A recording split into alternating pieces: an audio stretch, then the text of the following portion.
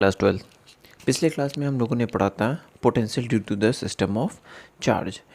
अगर सबसे पहले हम लोगों ने पढ़ा था डायपोल के बारे में कि एक डायपोल में कितना इलेक्ट्रोस्टैटिक पोटेंशियल जनरेट होता है। फिर हम लोगों ने पढ़ा था due to the system of charge के लिए। इसके पहले क्लास में का जो वीडियो है मैंने उसको नीचे डिस्क्रिप्शन में लिंक में दे दिया है। आज हम पढ़ेंगे potential due to the system of charge, एक continuous charge distribution. Continuous charge distribution क्या होता है? जिसमें इक्वल अमाउंट ऑफ चार्ज पूरे होल बॉडी में डिस्ट्रीब्यूटेड होते हैं। बराबर अगर चार्ज का डिस्ट्रीब्यूशन होता है तो उसे कॉन्टिन्यूस चार्ज डिस्ट्रीब्यूशन कहते हैं। सबसे पहले हमने एक सपोज कर लिया, इसका वॉल्यूम चार्ज डेंसिटी रो है, तो स्मॉल वॉल्यूम हमने इसका सपोज किया। स्मॉल वॉल्यूम इसका क्या हो जाएगा? डी वी हमारा क्या होता है? स्मॉल वॉल्यूम कह सकते हैं या चेंज इन वॉल्यूम कह सकते हैं। Then net charge on each element will be a rho d V. अब हम पोटेंशियल निकालेंगे तो पोटेंशियल कितना हो जाएगा? D V dash. Then potential due to the entire charge distribution, पूरे चार्ज डिस्ट्रीब्यूशन के लिए हम पोटेंशियल निकालेंगे तो क्या हो जाएगा? That is the integration of whole d V dash. पूरे डी वी डैश का इंटीग्रेशन होता है, यानी हम छोटे से सरफेस के लिए, छोटे से वॉल्यूम के लिए हमने पोटेंशियल निकाल लिया और उसको इंटीग्रेट कर दिया तो पूरे वॉल्यूम के लिए निकल आया पोटेंशियल। इस तरह की हम पीछे कई बार कर चुके हैं इंटीग्रेशन का यूज़। नाउ अब हम कंटिन्यूस चार्ज डिस्ट्रीब्यूशन में एक स्फेरिकल सेल लेंगे।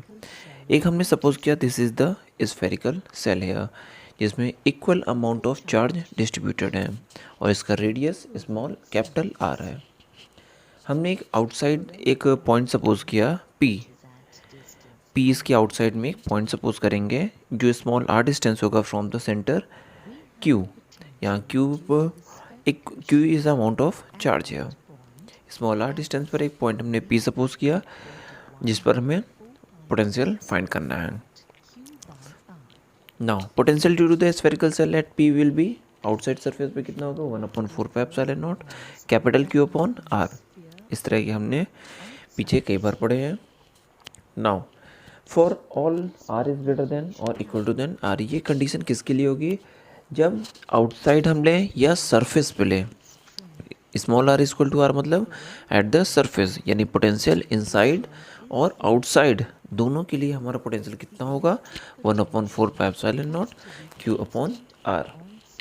इनसाइड और आउटसाइड दोनों के लिए होगा, यानी हम सरफेस पे भी सपोज कर सकते हैं, इनसाइड भी सपोज कर सकते हैं और आउटसाइड भी सपोज कर सकते हैं। तो इसकी वैल्यू कितना होगा? इनसाइड इलेक्ट्रिक फील्ड 0 होगा, लेकिन पोटेंशियल कितना हो जाएगा? पोटेंशियल इनसाइड और आउटसाइड दोनों हमारा सेम होगा, that will be the 1/4πε0 Q by R. Okay, ये नाउ आगे हम पढ़ेंगे इलेक्ट्रिक फील्ड निकालेंगे एक चार्ज की वजह से। एक हमारा अगर कंटिन्यूस चार्ज है उस पर की वजह से कितना पोटेंशियल जनरेट होगा।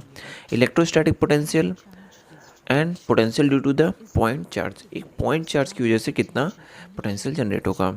पॉइंट चार्ज ध्यान रखना, स्फेरिकल अगर सॉलिड स्फीयर है या हॉलो स्फीयर है तो उसको भी हम एक ऐसा पॉइंट चार्ज सपोज करते हैं जब हम चार्ज को एट अ सेंटर पुट करते हैं। हमने सपोज किया एक ओरिजिन पर एक पॉइंट चार्ज कैपिटल क्यू है। अब एक टेस्ट चार्ज हमने सपोज किया एस पर है। अब एस से टेस्ट चार्ज को हम लेकर आ रहे हैं पॉइंट पी पर, तो अमाउंट ऑफ वर्क डन क्या हो जाएगा? पोटेंशियल एनर्जी के इक्वल होगा एट यू पर। हमने लास्ट क्लास में ये चीज़ किया था कि एस पर हमारा इन्फानाइट सपोज किया था, वहाँ पे पोटेंशियल एनर्जी 0 सपोज किया था, तो हमने यूपी के इक्वल किया था। अब इसको शिफ्ट करने में कितना अमाउंट ऑफ फोर्स लगेगा? फोर्स जो लगेगा that will be the Q naught E, यानी इसको शिफ्ट करने में जो वर्क डन होगा वो किस पे डिपेंड करेगा? That will depends on the test charge Q naught पे डिपेंड करेगा। प्रोपोर्शनलिटी साइन हटाएंगे तो एक हमारा कांस्टेंट टर्म आ जाएगा K, so we can also say W upon Q naught की वैल्यू किसके इक्वल होगी? ये प्रोपोर्शनलिटी कांस्टेंट के इक्वल होगी। डब्ल्यू अपॉन क्यू नॉट की वैल्यू प्रोपोर्शनलिटी कांस्टेंट के इक्वल होगी। यही हमारा अमाउंट ऑफ वर्क डन है to bring the charge Q naught from S to P. यानी हम क्या निकाल रहे हैं? प्रोपोर्शनलिटी कांस्टेंट का मतलब the amount of work done to bring the charge Q naught from point S to P. जब हम एस से पी तक लाएंगे तो ये यूज़ करेंगे, जब इन्फानाइट लेंगे तो डिस्टेंस हम उस केस में इन्फानाइट ले लेते हैं। अभी आगे हम करके देखेंगे कि इन्फानाइट के केस में हमारा कितना वर्क डन होगा। नाउ आगे अब हम देखते हैं कि कितना, अगर पोटेंशियल एनर्जी हमारा एस पर एक पॉइंट है तो कितनी पोटेंशियल एनर्जी होगी, और पी पर है तो कितना होगा। सपोज कर रहे हैं ये एस पॉइंट हमारा इन्फानाइट पे है, then potential energy at point S will be U S. S पे कितना पोटेंशियल एनर्जी होगा, यू एस होगा, और पी पर कितना होगा, यू पी होगा, due to point charge Q naught. Then amount of work done by the external force कितना हो जाएगा, work done W S P. हमारा वर्क डन आगे निकालेंगे, वर्क डन वो हमारा W S P, work done by the external force W S P equal to delta U के equal हो जाएगा। इसको हम डब्ल्यू एस पी से रिप्रेजेंट करेंगे, that will be equal to delta U. Delta U क्या है, U P minus U S. U हमारा किसको रिप्रेजेंट करता है, पोटेंशियल एनर्जी को रिप्रेजेंट करता है, यानी ये हमारा चेंज इन पोटेंशियल एनर्जी को डिफाइन करेगा। यहाँ पे electric potential energy at a point P, हमने पोटेंशियल हमने सपोज किया वी पी है पॉइंट पी पर, और एस पर कितना पोटेंशियल वी एस है, तो इसको हम ऐसे भी ले सकते हैं V S minus V P minus V S equal to U P minus U S upon Q naught. यानी अगर हम एस से एक पॉइंट टेस्ट चार्ज को पी पर लाते हैं तो जो भी हमारा चेंज इन पोटेंशियल होगा वो we P minus V S होगा, और ये किसके इक्वल हो जाएगा, you P minus U S upon Q not के, यानी change in potential energy per unit of charge के इक्वल होगा। हम पोटेंशियल एनर्जी भी ले सकते हैं और वर्क डन भी ले सकते हैं। अब सपोज करते हैं if the point S is at infinite, तो अगर पोटेंशियल एनर्जी इन्फानाइट पे कितना हो जाएगा, ज़ीरो हो जाएगा, यानी यू एस की वैल्यू ज़ीरो हो जाएगा। तो डब्ल्यू एस पी यानी work done to bring the charge Q naught from P to S, that will be equal to V P. ये हमारा किसके इक्वल होगा, वी पी के इक्वल होगा। ओके ओके, नाउ एक हमने पॉइंट सपोज किया ओ, इस पर एक टेस्ट चार्ज पॉइंट चार्ज रखा क्यू, इससे स्मॉल आर डिस्टेंस पर एक हमने पॉइंट सपोज किया पी, जहाँ पर हमें फाइंड करना है फील्ड पोटेंशियल फाइंड करना है। No small R distance R dash distance पर एक पॉइंट हमने एस सपोज किया, क्यू और चार्ज जो ओ पे सिचुएटेड है और स्मॉल एस के बीच की डिस्टेंस क्या है, आर डैश। देन कुछ इस पर एक फोर्स लगेगा। अगर एक हम टेस्ट चार्ज रखते हैं 1 कूलम का एट एस, तो इस पर एक कुछ फोर्स अप्लाई होगा। क्यों होगा, because of the presence of charge Q. ये फोर्स हमारा एफ ई होगा, जिसको हम इलेक्ट्रोस्टैटिक फोर्स कहते हैं, और इसकी वैल्यू क्या होगी, 1/4πε0 capital Q into 1/r² into R cap dash. R cap dash क्या होता है, हमारा एक यूनिट वेक्टर होता है जो हमारा डायरेक्शन को रिप्रेजेंट करता है। यानी इस फोर्स को हम सपोज कर लेंगे इक्वेशन नंबर 1 से। ये हमारा यूनिट वेक्टर होता है, इसकी डायरेक्शन किधर से होगी, फ्रॉम ओ टू एस होगा। सो देयरफॉर हम सपोज करेंगे कि F E is the 1/4πε0 Q upon R dash square into R cap, that is equation number 1। इसको हम इक्वेशन नंबर 1 सपोज करेंगे। अब आगे हम इस डेरिवेशन को करने के लिए हम वर्क डन निकालेंगे, कितना वर्क डन हमें अप्लाई करना है यहाँ पे। Let us suppose that is a d W, small amount of work done हम निकाल रहे हैं to move a distance, small distance d R dash. Small distance d R dash को मूव कराने के लिए स्मॉल वर्क डन निकालेंगे, that is a d W. यहाँ पर जो एक्सटर्नल फोर्स का मैग्नीट्यूड है वो हमारे इलेक्ट्रोस्टैटिक फोर्स के इक्वल होता है। हमने लास्ट के कई डेरिवेशन में ये सब पढ़ा था कि हमारे एक्सटर्नल फोर्स का मैग्नीट्यूड हमारे एफ ई इलेक्ट्रोस्टैटिक फोर्स के मैग्नीट्यूड के इक्वल होता है। Then small amount of work done D W equal to F external force into D R dash. External force की इस पर वैल्यू पुट करेंगे -1/4πε0 into Q upon R dash square into D R dash. इसको equation number हम 2 suppose करेंगे। Equation number इसको हम 2 suppose करेंगे। ये small amount of work done निकला। अब अगर हमें पॉइंट चार्ज इनफाइनाइट से लेकर आना है, अगर हमें पॉइंट चार्ज इनफाइनाइट से लेकर आना है तो उसमें क्या वैल्यू होगी। ये वैल्यू है जब हम एक पॉइंट चार्ज को पॉइंट एस से लेकर आ रहे हैं एट द पॉइंट पी, तो इतना अमाउंट ऑफ वर्क डन इसमें होगा। Now if the point charge is eight infinite distance, और हमें उसको क्यू तक लेकर आना है। अगर एक यूनिट पॉइंट चार्ज हमारा 1 कूलम का इनफाइनाइट पे है और हमें पी पॉइंट तक लेकर आना है, then small amount of then work done will be W equal to हमारा integration of small work done D W के इक्वल हो जाएगा। हमारा टोटल वर्क डन क्या हो जाएगा, इंटीग्रेशन ऑफ डी डब्ल्यू। इसको इक्वेशन नंबर 3 सपोज करेंगे। नाउ वैल्यू पुट करेंगे डी डब्ल्यू की, इट विल बी इंटीग्रेशन की लिमिट क्या हो जाएगी, from infinite to small R distance. तो वर्क डन क्या हो जाएगा, from infinite to small R distance. D W की वैल्यू हमने पुट कर दिया -1/4πε0 Q upon R dash square into D R. Now Q upon -q/4πε0 is the constant value, और ये हमारी बाहर आ जाएगी।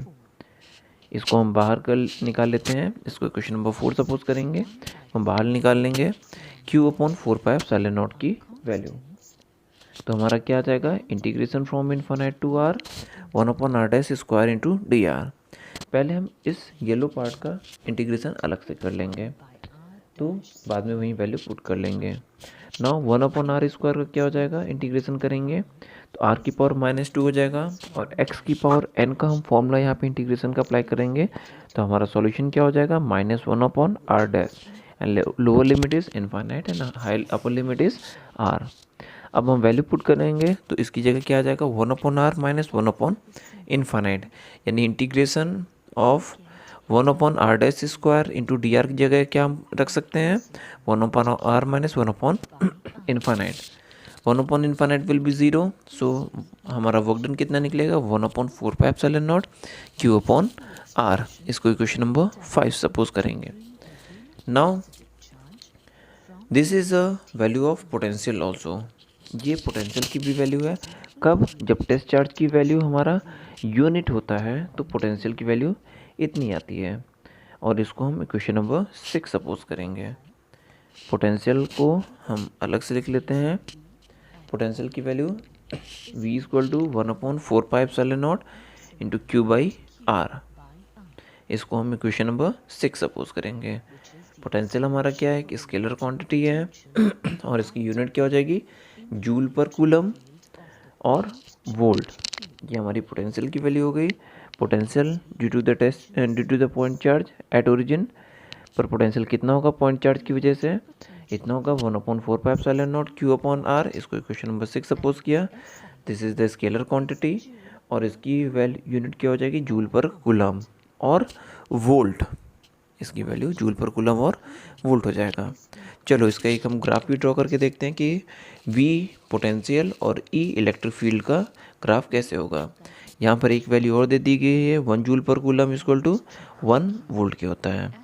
अब ग्राफ बिटवीन E और V और स्मॉल r के बीच में ग्राफ कैसे ड्रॉ होता है, हमें पता है इलेक्ट्रिक फील्ड का फॉर्मूला क्या होता है, 1/4πε0 Q upon R square. So we can say electric field is inversely proportional to 1/r square.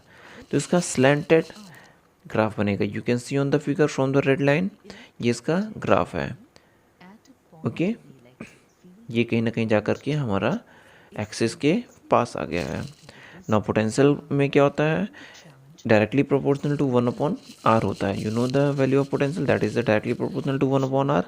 तो ये कहीं ना कहीं ग्राफ E को कट करते हुए क्रॉस करेगा। You can C from the blue line, ये हमारा ग्राफ पोटेंशियल V का है। ओके, सो ये ग्राफ जरूर याद रखना। ग्राफ अक्सर पूछा जाता है हमारे बोर्ड एग्जाम्स में भी। ओके,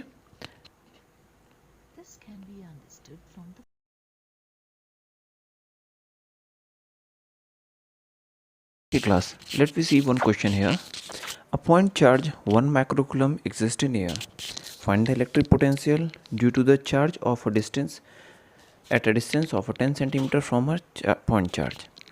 एक पॉइंट चार्ज है जिसकी वैल्यू क्या है, 1 माइक्रोकूलम है। हमें चार्ज की वैल्यू कितना दिया हुआ है, Q equal to 1 microcoulomb. Microcoulomb को कूलम में चेंज किया, 10⁻⁶ से मल्टीप्लाई किया। इससे जो स्मॉल आर की डिस्टेंस है that is a 10 centimetre. Distance small r की वैल्यू कितना दिया हुआ है 10 सेंटीमीटर, हमने इसको 0.1 मीटर कर लिया। अब हमें पोटेंशियल फाइंड करना है, बहुत इजी क्वेश्चन है ये। पोटेंशियल का फॉर्मूला क्या होता है, v equal to 1/4 pi epsilon naught into Q by r. ये हमारा पोटेंशियल का फॉर्मूला होता है। पीछे हम लोगों ने पोटेंशियल का फॉर्मूला पढ़ा था due to the point charge, ये होता है 1/4 pi epsilon naught q by r. अब हमें पता है कि 1/4 पाई एप्सिलॉन नॉट की वैल्यू क्या होती है 9 इंटू 10⁻9। इसकी वैल्यू थी 9 इंटू 10⁻9। चलो अब वैल्यू पुट करते हैं और पोटेंशियल फाइंड करते हैं। देन v इक्वल टू क्या हो जाएगा 9 इंटू 10⁻9, चार्ज की वैल्यू 1 इंटू 10⁻6 अपॉन 0.1। इसको जब हम सॉल्व करेंगे तो we will get the answer. Potential हमें क्या मिल जाएगा, इसको सॉल्व करने पे 9 इंटू 10⁻4 वोल्ट। वोल्ट हमारा पोटेंशियल की यूनिट होती है, SI यूनिट, हमने इसको वोल्ट पुट कर लिया। Let we see another example for here two charges 2 microcoulomb and -4 microcoulombs are separated by a distance of 20 centimeter in the air. Find the electric potential at the midpoint of the line joining the two charge. हमें दोनों charges के बीच में mid point में electric potential find करना है। पहले charge की value क्या है 2 माइक्रोकूलम्ब है और दूसरे चार्ज की वैल्यू क्या है -4 माइक्रोकूलम्ब, और दोनों के बीच का डिस्टेंस कितना है 20 सेंटीमीटर। नाउ मिड पॉइंट पे हमें फाइंड करना है। सबसे पहले चार्ज Q1 कितना है 2 माइक्रोकूलम्ब, इसको कूलम में चेंज कर लिया। चार्ज Q2 कितना है -4 माइक्रोकूलम्ब, Q2 हमारा क्या है -4 माइक्रोकूलम्ब, इसको भी हमने कूलम में चेंज कर लिया। नाउ डिस्टेंस दोनों के बीच का 20 सेंटीमीटर है, यानी हमें इसका मिड पॉइंट पे फाइंड करना है। तो R1 की वैल्यू क्या हो जाएगी 10 सेंटीमीटर एंड R2 की वैल्यू क्या हो जाएगी 10 सेंटीमीटर। दोनों का ये हम R1 R2 सपोज कर ले, ये स्मॉल r सपोज कर ले, दोनों के लिए सेम, क्योंकि मिड पॉइंट पे फाइंड करना है, इसको हमने मीटर में कन्वर्ट कर लिया। अब हमें टोटल पोटेंशियल फाइंड करना है। टोटल पोटेंशियल क्या हो जाएगा, दोनों का सम हो जाएगा, क्योंकि पोटेंशियल हमारा क्या होता है स्केलर क्वांटिटी होता है, इसमें डायरेक्शन हम इंडिकेट नहीं करेंगे। तो v इक्वल टू क्या हो जाएगा 1/4 pi epsilon naught Q1 upon R plus Q2 upon R। Value put कर देंगे तो 1/4 पाई एप्सिलॉन नॉट की वैल्यू 9 इंटू 10⁻9 और वैल्यू पुट करके हमने सॉल्व कर लिया। Now next one is a equatorial plane.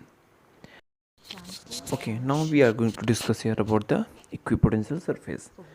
Equatorial plane is given here.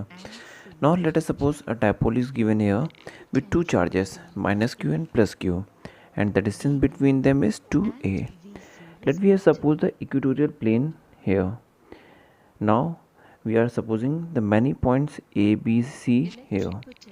Then the potential at this surface due to the dipole will be 1/4 pi epsilon naught P cos theta upon r square. हमें पता है equatorial plane पर angle कितना होता है cos theta का 90 degree होता है, क्योंकि ये ज़ीरो पोटेंशियल पॉइंट्स हैं, तो इन पे जो एंगल होगा वो 90 डिग्री होगा। नाउ cos 90 की वैल्यू क्या होती है 0, यानी पोटेंशियल यहाँ पर क्या हो जाएगा 0। इसका मतलब क्या हुआ कि इक्विपोटेंशियल सरफेस हमारा क्या होता है, एक ऐसा सरफेस जिस पर हर एक पॉइंट पर पोटेंशियल इक्वल होता है, यानी VA equal to VB equal to VC। Let we suppose है स्फेरिकल बॉल है, एक हमने स्फेरिकल बॉल सपोज किया जिसका रेडियस R है, कैपिटल R। नाउ एक स्मॉल r डिस्टेंस पर एक पॉइंट सपोज करेंगे जो सेंटर पर एक चार्ज Q रखा है, स्मॉल r डिस्टेंस पर एक पॉइंट सपोज करेंगे imaginary surface. Now what is the equipotential surface है, equipotential surface means where potential at each point is always equal. इस पे जो पोटेंशियल होगा वो क्या होगा 1/4 pi epsilon naught Q upon small r। जो आउटर सरफेस पे हमारा पोटेंशियल की वैल्यू इतना होगा, जैसे हमने डायपोल के केस में निकाला था। डायपोल के केस में VA, VB, VC तीनों का पोटेंशियल निकाला था और तीनों हमारे क्या थे इक्वल थे। Now in the case of the sphere, एक पॉइंट से दूसरे पॉइंट तक ले जाने में हमने सपोज कर लिया 2 पॉइंट सपोज कर लेंगे वहाँ से निकालेंगे कितना वर्क डन होगा। अब दोनों केस में हमारा चेंज इन पोटेंशियल क्या हो जा रहा है, ज़ीरो। यानी इक्विपोटेंशियल सरफेस के दो कंडीशन होते हैं। पहला, potential is equal at each and every position and delta v is always equal to zero. Now potential difference between the 2 point on the equipotential surface is always zero. हमने suppose किया इस पे surface पर 2 point A and B, एक पर potential V A है, दूसरे पर वी बी है। हमने क्यू नॉट चार्ज को ए से बी तक ट्रांसफ़र किया और यहाँ पे टोटल वर्क डन क्या है, ज़ीरो। कैसे, डेल्टा वी की वैल्यू ज़ीरो हो जाएगी तो डब्ल्यू इक्वल टू क्या होता है, क्यू नॉट डेल्टा वी की वैल्यू ज़ीरो तो क्यू नॉट ज़ीरो। एक चीज़ और ध्यान देना, इस स्फेरिकल सरफेस पर जो फील्ड लाइंस होगी वो जो सरफेस की ऑलवेज नॉर्मल डायरेक्शन पे होती है। यानी जो भी हमारा सरफेस है, इक्विपोटेंशियल सरफेस है, उसके नॉर्मल डायरेक्शन पर इलेक्ट्रिक फील्ड लाइंस होती हैं। ओके, इस सरफेस को हम समझने के लिए कुछ एग्जांपल ले रहे हैं। Let we suppose the electric field lines is in a x direction. Electric field lines x direction में है और वाई जेड डायरेक्शन पर हमने प्लेन ले लिया। अब दोनों प्लेन हमारे क्या है, इक्विपोटेंशियल सरफेस पे हो जाएंगे। क्यों, क्योंकि जितना हमारा एक प्लेन पर पोटेंशियल होगा सेम उतना ही हमारा दूसरे पर होगा। कुछ और एग्जांपल है हमारे यहाँ पे, when two equal and opposite charges are separated then that is also considered at the equipotential surface. एक हमारे सिमिलर चार्ज के भी सरफेस इक्विपोटेंशियल सरफेस में कंसिडर किए जाते हैं। तो this was the some example. आज की क्लास के लिए इतना ही। Okay students, bye bye.